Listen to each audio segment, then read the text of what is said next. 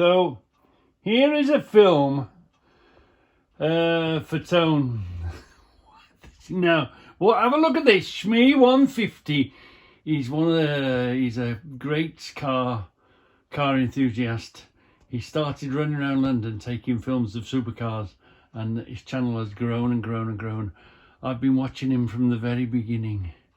Shmee150. Anyway, as you know, we deliver containers. We never know what's in the back of them. They're just a sealed box, and you get an address. You might have a clue where you're going from the address, but you've just got to take it, and you'll find out when you open the doors. Well, anyway, one of my fellow drivers for the company that I work for delivered, and I'm gutted, absolutely gutted that I missed her. It could have been any one of us, but it happens to be it was Tone, the lucky beggar. This is it.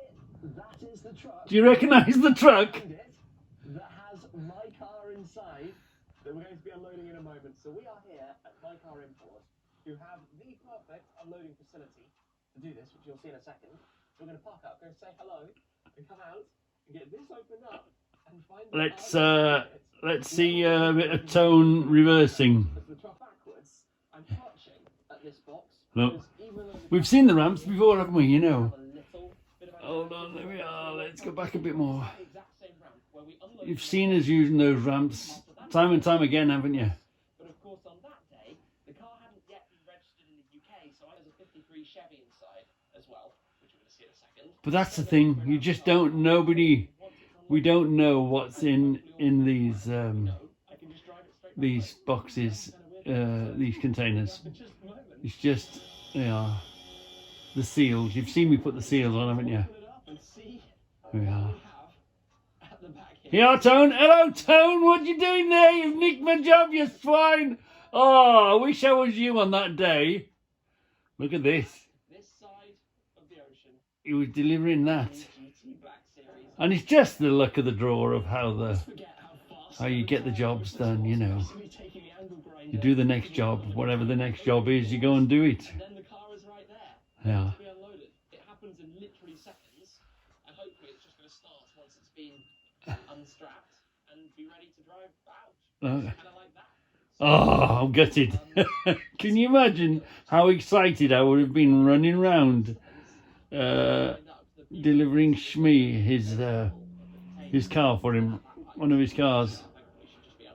So just hopefully next time the Lady Luck is on my side, and I might be doing the driving. It's cool to see how this works. Only 3 weeks later, that's the. Check out Shmee150. It's got here so fast. Yeah. The car is held down really quick. It is coming out the container. This is the first part of the process. Get it out of here. This is going to be the moment of truth then. Will it fire?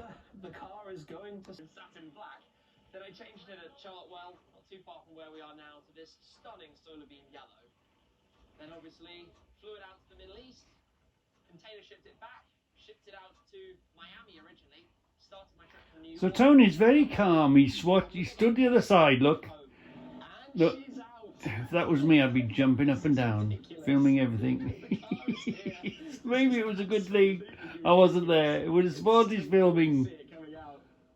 What an awesome thing. Wait, Tone! What you doing there? We just... Here we are, Tone. Got you, Tone, got you! Opposite the front, you have a lot of carbon fibre. That's one of our drivers, look. Rubber right underneath it. So, oh well, next time. Next time.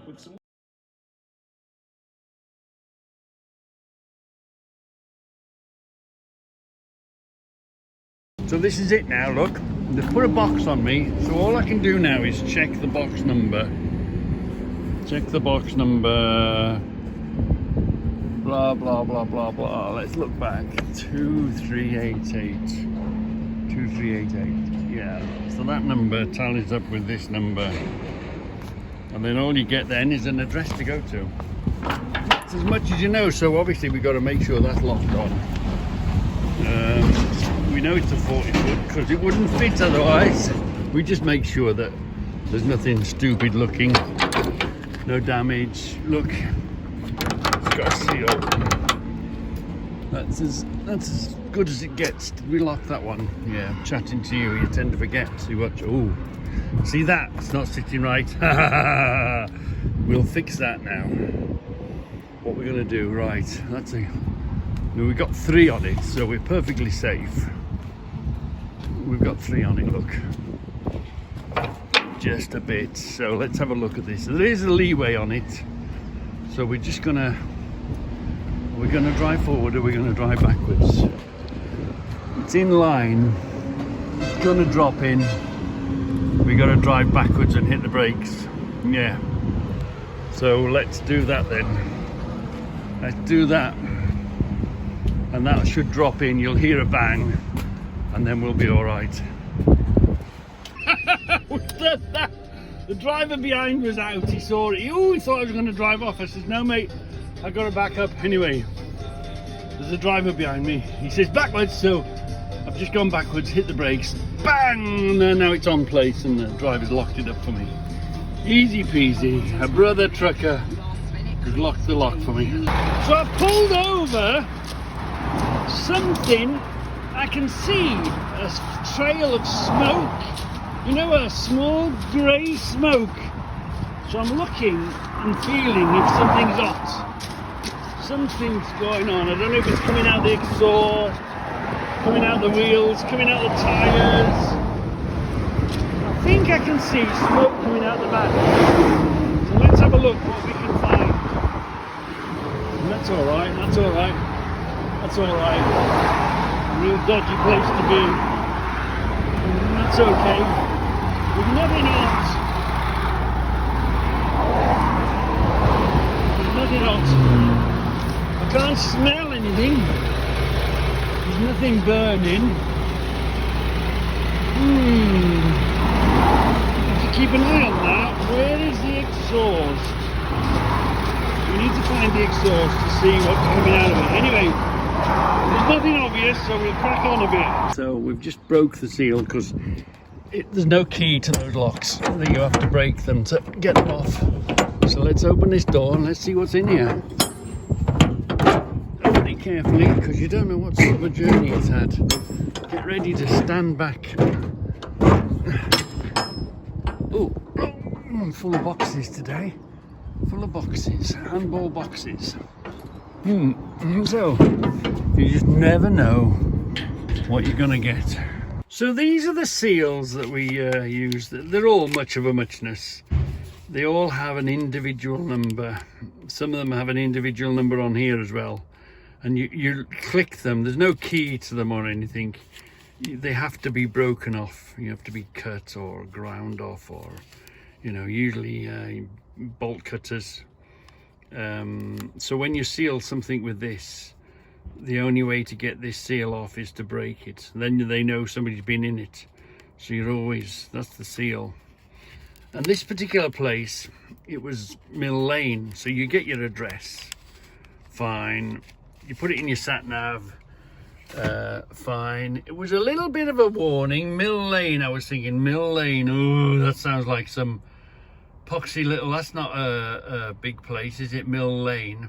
Anyway, as it happened, it's called Mill Lane Industrial Estate. So I came in and then I saw the sign as I was approaching Mill Lane, Mill Lane Park, Mill Lane Industrial Estate. Anyway, I saw the 7.5 ton limit. Anyway, you keep going, following the signs, and you came up this little road, not very long, and that was it. This is one of them. This is one of those Mill Lane Industrial Estate. So we've come to this lovely big place, backed open the doors, backed on the bay. Oh, whatever it is, this is handball. This is not on pallets. So I'm going to be about 2 hours here. So have a bit of a nap. But I mean, over the years, man oh man, we've had some interesting deliveries. You know, you just never know where you're going to go. I mean, I'm going to let you into a secret now, I'll ask you the question. What do you think one of the biggest operations out of where I pull the boxes? I was speaking to one of the guys there, and what do you think the biggest operation was? So yeah, as you can imagine, we carry rubbish from the bins all the way to thousands and millions of pounds worth of goods Can you imagine if this trailer was full of iPhones or something? Phones and I remember occasionally, I mean, this firm doesn't seem to do it, but I've worked for firms where they say 3 of you run together, so the 3 of you have to keep together and go to the same place. 3 loads stay together, they say. Other times you might get the instructions, don't stop, get there, so you know you've got something expensive on the back or something important, you know. Occasionally I have been followed by security. Sometimes you get followed by security and you don't know about it. And I remember one time I pulled up at this place. I was delivering, they gave me the load, off I went. I pulled up at the gateway, I got out the cab to see the security man, and this man appeared from the back of the truck, and I'm thinking, ooh, what's this? And what he was a security man in his security vehicle, and he said, "You all right, mate? You've arrived now, mate? Okay, I can go up." And he'd followed me, unbeknown to me, at a distance. He'd followed me, was security, all the way down with whatever I had on at the time, whatever it was. We've done, sometimes you have to, if you're going something like, you get escorted in if you go to a military base. The biggest faff I think I found is doing airside. And what airside means is you're on the same piece of ground where the aeroplanes go. That's called airside. And you know, you have to register your vehicle, tell them what vehicle is coming, and tell them the name of the driver that's coming, and you have to fill a lot of forms in before you can do that delivery. So anyway, the answer of the question, what do you think the biggest security operation was out of one of the places that I pull, and you'd be surprised, was the Harry Potter books. The worldwide release of, when the first, I don't know if it was the first, it was one of the very important Harry Potter books. And you imagine it's your job to get them all to where they've got to be, from the printers into, you know, from wherever it's printed, all over the country. Each shop had to have, or each depot had to have a thing, and it all had to be hush hush. And he said to me, one of the biggest operations, security operations, everything had to be kept secret and nobody knows nothing, was the Harry Potter release, the books, when they released the book of Harry Potter. Yeah. And of course you only know these things afterwards, don't you? You get told the story afterwards. At the time it was just another. I remember many moons ago we were given A4 bits of paper, and on the bit of paper it said, if you got pulled over, you put it in the window, you locked your door, you don't pull over for nobody. And if a police car pulled you over and you weren't happy where you were getting pulled over, you had this piece of paper that you could stick in the window with the proper logo and the proper writing saying, I realise you want to stop me for whatever reason, and we don't have a problem with that, but I'm not happy stopping here. I want to go somewhere well lit, or into a services, or go somewhere to stop. So you don't have to, if a police pull you and you've got a good enough reason, you don't have to stop. You just go slowly and get them to follow you, or get them to come to your window and say, look, I'm not stopping here, you're not inspecting me here, I'm going somewhere safe. And we had a piece of paper. I think at the time we were moving televisions. We had loads of televisions on, and you were told, right, go and don't stop, and don't let anybody stop, and if anybody stops you, only stop in a place, a well lit, where there's lots of people sort of place, just in case you get hijacked. Because it does happen, you know, it does happen from time to time. But you know, that's life for you, isn't it? Talk about hijackings. A long time ago we worked in B&Q in Aldridge, RCD, Regional Consolidation Centre, and a DeWalt trailer had come in, ready for tipping. It was parked overnight in the yard, and they came and they nicked the trailer and they took the security man with them. And anyway, after that incident had happened, they put 2 security men on the job, and then they came back a few weeks later and they nicked another trailer and they took the 2 security men with them. Yeah, whilst they nicked it. And so yeah, it does go on, but it hasn't happened for a very long time. So fingers crossed it doesn't happen anytime soon. So there's this job completed. Look, the box is empty, clean, dry, ready for the next. Now they'll either tell me to reload it, or they'll tell me to get rid of this one and put a smaller one on, or take this back and go and pick up another job altogether. Who knows? But this is empty. Let's shut the doors, pick up the phone, find out what my next job is, and crack on and get it done. So we're going to get rid of this one. Arrival, look, that's that box coming in, and this is the next box going out. Woohoo, departure. So here I am waiting to get my box off. This is the area where all the empty boxes go. So when you finish with the box, you put it here, they stack it away, and then we'll go around there in a minute and we'll get one loaded on us. Yeah, my next job is a loaded box, so get rid of this and then go get a loaded box, go deliver it. Yeah, simple really. But let's see what exciting destination we're going to next. Yes, bye-bye to that box. Let's go get another one. So here we are queuing to speak to the squawk box. So you wait by the window there, by the squawk box, the yellow box.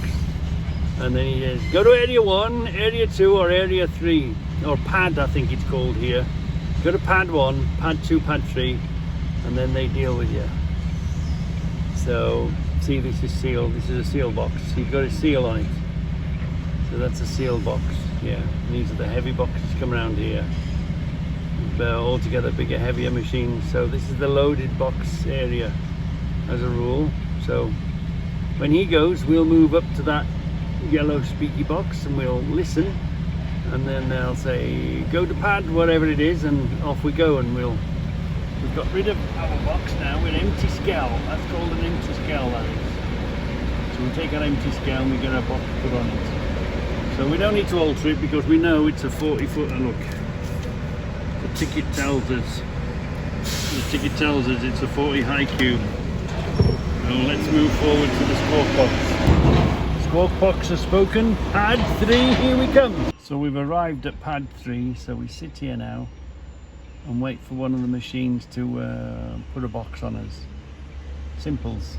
So there's the man that's in pad 2 behind us, and there's the lifter. And he'll lift his box off, look. Altogether a heavier thing. And he'll run off, come to the stack.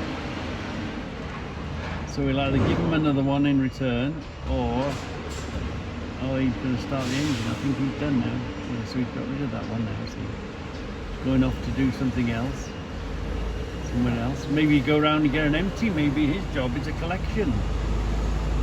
Who knows? So to guess, he's got to go around the corner. He's got to go and get an empty box because his next job is a collection. Our box, we're a delivery next, so we're going to bang a box on us, put a box on us, and off we go. So here I am, Billy No Mates, waiting for them to come and put my box on for me. So there we are, we've just had our box put on. Same again, lock this corner on. Don't get in his way. Let him, give him plenty of room to do what he wants. Yeah. Make sure your suspension's set. Oh, hold on. Yeah, make sure you can handle the weight. Let's lock this on, yeah. Let's check this first seal. Yeah. Our box is sealed. Our box is on, look. Yeah, locked on. See what it does. You see it in the daytime. You see it, look, the lock's on. Yeah, that's locked on. It's just, and at the same time when you're walking around, keep your ears open, keep your eyes open for your wheels, your tyres, your bodywork. Lock that one on, and off we go. So you book in, the computer tells you what, the office tells you what box you want. You book in here, they tell you what box you want. You go down to the crane man knows what box you want. He looks at the number and then... Hey!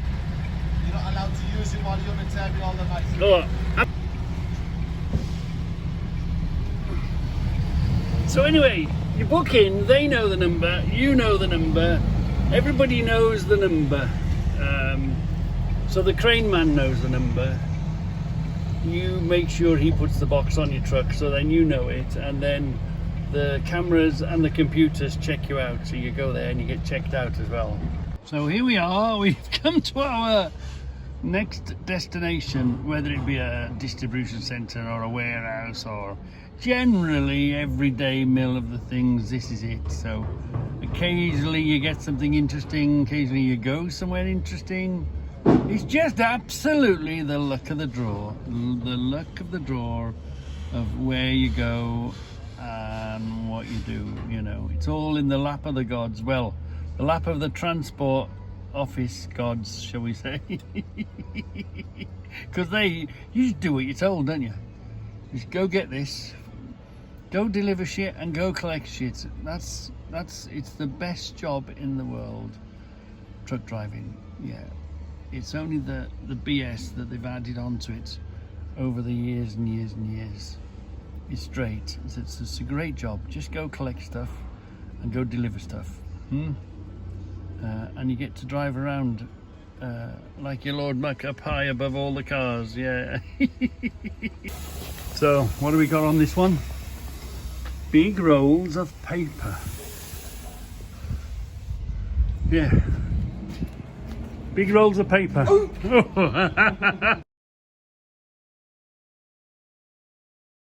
Ah, here comes my box. What is it? A TLLU box. Ending in 336.